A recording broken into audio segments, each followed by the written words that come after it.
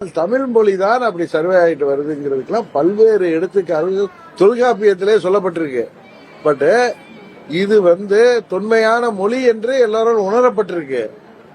அது வரலாற்று ரீதியாக பல பழைய புத்தகங்கள்லயே நம்ம தெரிஞ்சுக்கிறோம். பட் அறிவியல் ரீதியாக இப்ப சிந்து சமவெளி நாகரிகமே திராவிட நாகரிகம் தான் என்று மூத்த ஐஏஎஸ் அதிகாரி ஒரிசாவோட தலைமை நிலைய செயலர் இருந்த வரலாற்று ஆய்வாளர் திரு பாலகிருஷ்ணன் அவர்கள் புத்தகம் எழுதியிருக்காரு.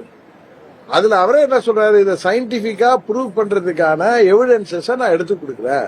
It has to be proved by science. அந்த ஆதாரம் இருந்தாதான் நம்ம அதை ஒத்துக்க முடியும் அப்படிங்கறத அவர் யதார்த்தத்தை சொல்லியிருக்காரு. இப்ப நானும் அதான சொல்றேன். அதுக்காக மத்திய அமைச்சர் சொன்னத